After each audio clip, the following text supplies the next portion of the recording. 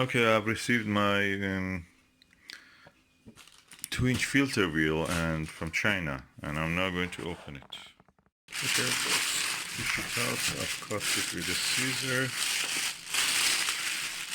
Oh, 2-inch multiple 5 filter wheel. Nicely packed. It doesn't look I've traveled half the earth. So let me see where I can open it. Okay, actually very easy to open it. So there's a point here. You put your hand, and that's it.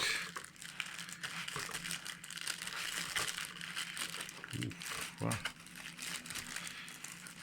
quite heavy. Oof, probably half a kilo or more. It's already set up. That's interesting. So that looks already set up. I wonder if there is any. Oh yeah, there is a Allen key.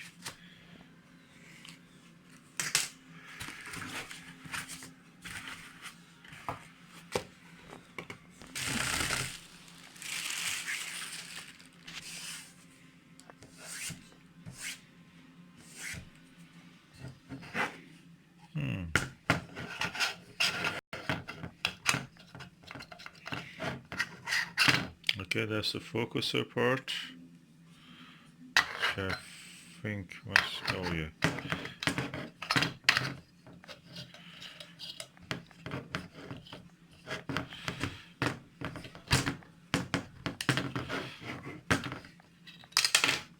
Oops. So this comes out. This can be opened.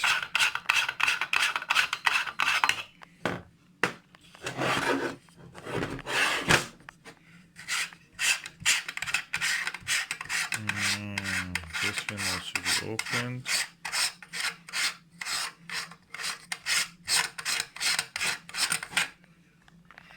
I have to see how you can set it up. There must be a little brochure or something. Okay, these are the 3 different parts that comes with it, and the filter wheel itself is this part that you can rotate. Okay.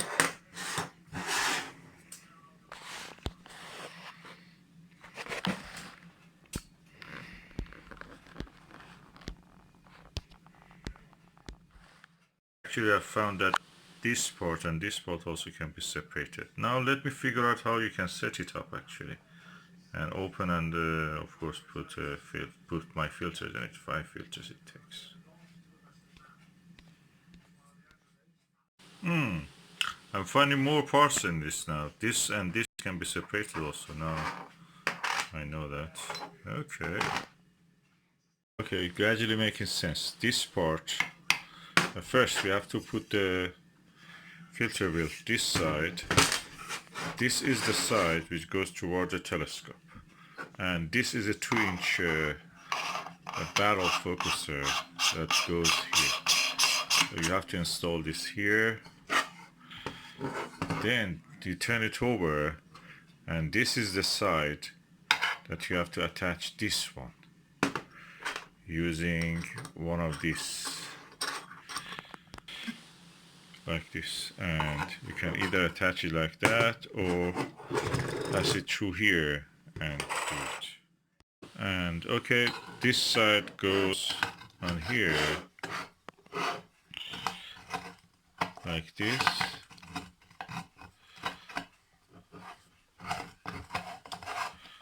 I have to do this with both hands. Let me just do it. As you see.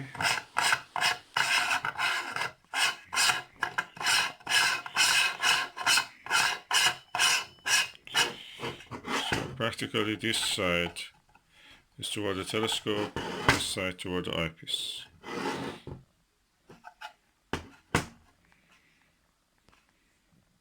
Now this part is a thing that you use on this side when you want to attach your camera to here. So at the moment I don't want to do it, I'll just put it aside. I want to open the wheel and install my filters. So I remove this for both parts and then come back to it. Here 4 screws which will be opened by this Allen key. I'll open them one by one and I will show you. Okay, I've now removed both all the 4 screws, and this is the way it looks inside. It has 5 spaces available. So I'll bring my filters and install it on this.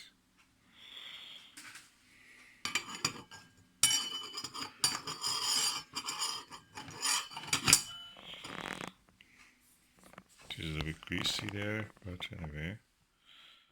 Okay, I have now here 4 filters and I want to keep one space empty for without filter view. That's light pollution filter, is the Skywatcher. This is the Explore Scientific ultra high contrast Nebula filter. It has a good rate of the path of wavelengths, better than the other one that I have a Explore Scientific. It's better than that one. I have an Oxygen 3 one, Optolong, and that's 125, so I will put that aside. This is a hydrogen beta filter for a few objects. This is 1.25, so I'll put it aside and bring another filter. So for the 4th slot, I have this Butter Hydrogen Alpha or William Optics Fringe Killer. I will be using this mostly with my Schmidt-Cassegrain Meet LX200, so probably I don't need this. There is no chromatic aberration problem there. Hydrogen alpha is very limited use, but anyway, it's nice to have it just to see what difference we see. So I have a hydrogen beta here and hydrogen alpha. I can see what's the differences, and I will get other filters later just to see how they are, silicon and I don't know, potassium. We will see anyway. These are 4 slots to go there. I want to arrange it in a way 1, 2, 3, 4, and 5 with the empty one. So my number 1 exactly here will be this one. I put the light pollution filter. This is a light pollution filter. I have an air pump. I will just blow some air onto it to make sure that it's clean. Okay, it's now clean, hopefully, and I will install it. I have to be careful the side which goes inside. This will be toward the top part that you see will be toward the eyepiece, and that part will be toward the telescope. The second filter is the Explore Scientific ultra high contrast, which goes into the number 2. Opposite the number 2 is this one, and that is where it goes. Okay, this is the eyepiece, and if I put it, it should go like this. This one toward the telescope, and that side will be toward the eyepiece. So first I will blow some air into it. So I've now cleaned the eyepiece as much as I can. Most of this dust will not be visible, but anyway, I blew some air to make sure there is nothing left. Relatively better. Okay, the next filter I'm going to do is the hydrogen beta filter. Hydrogen beta filter looks like this. I clean it and I put it again in the slot number 3. It will be here, this way facing up, and I will show you. First I will blow some air into it. Hydrogen beta has gone to the position 3, opposite the position 3, which is here, and now we are going for the hydrogen alpha. I can go for the fringe killer, but I prefer this one. Fringe killer, I don't have a use for it in the Schmidt-Cassegrain telescope. Of course, this hydrogen alpha is mostly used for CCD and camera, normal camera photography, but it can be used visually also. makes the nebula very dim, but anyway, I will test it just to see how it is. I clean it and I put it in the position 4.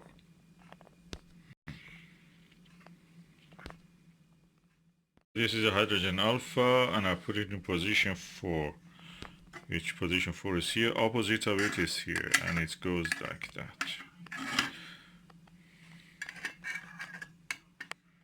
Installed the hydrogen alpha one.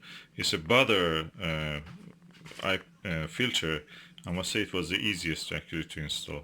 The thread and the grip, because of these things around it, was really easy. These dents around it. So I'm going to turn it over like this and install everything.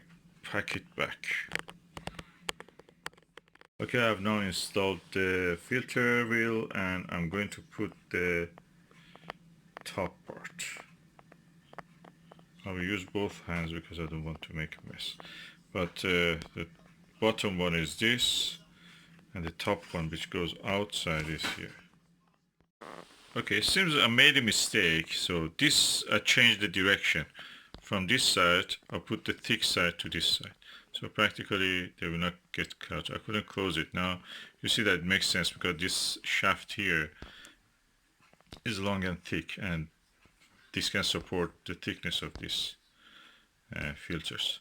So it goes now like that,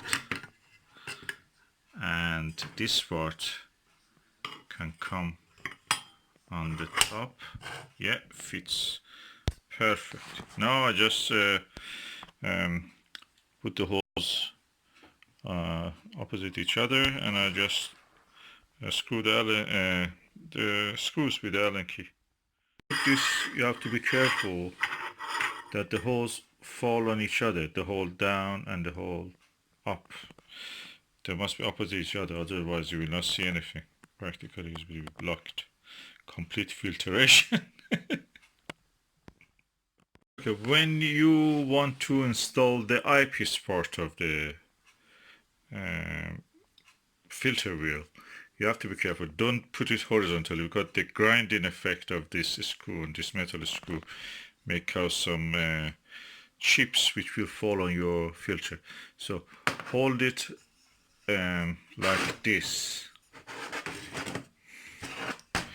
and screw it so nothing will fall on the filter itself. And I can attach this part so it will not get lost also. That's the camera part. This part is installed. I'm going now for the nose piece of the telescope side, which is this part. Okay, so this is installed. I'm going to put it on the telescope and see how it looks. I've now installed the filter wheel diagonal, dual speed Crayford focuser, and yeah, that's the back focus, and that's it. This is the adapter for 2 inch to 1/4 inch. So it is done now. I can just put this here back so it will not collect dust. This practically is ready for observation. If I want to put a 1¼ eyepiece, I just put this adapter here, and this will take care of the rest of it for me. So I can use practically all my 1¼ eyepieces on this without the need for a filter wheel for 1¼ I have bought it already, but now I found that this is actually not needed. So lovely. With this double speed Crayford focuser from the telescope house, Breslau, Germany, I actually have all these facilities available. Beautiful, beautiful setup.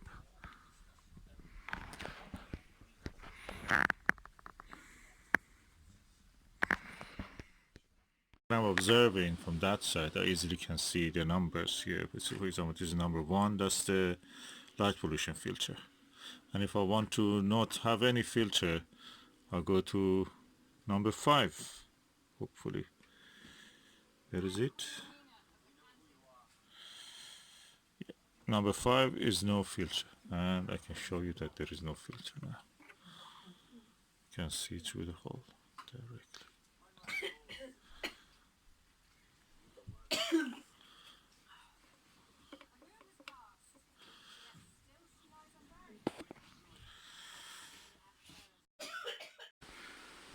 The telescope setup looks a little bit weird. Too many attachments, but that's the way it works. And if it works, and if it is working, what's wrong with that?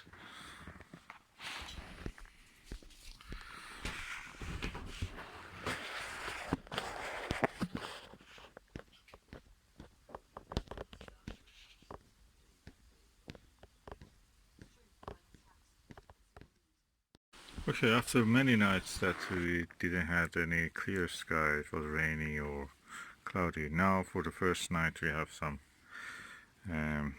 clear sky, and now I'm looking at the M42.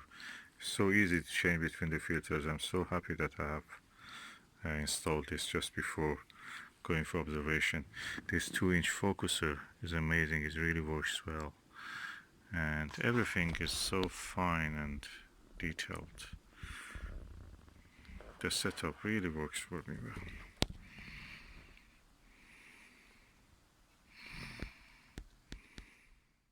Okay, I'm using the hydrogen alpha filter. It's a broadband hydrogen alpha filter. Practically, with this filter you cannot see anything. It's not built for visual use. It's written on it is not for visual use, for CCD, and yeah, that's true. I may change it for something else, but probably in the daylight I can use it. I don't know. I've read that people say that they cannot see any of the prominences or those kind of granules on the surface of the sun. In this broadband hydrogen alpha, you need a narrow band. But anyway, I may give it a go later.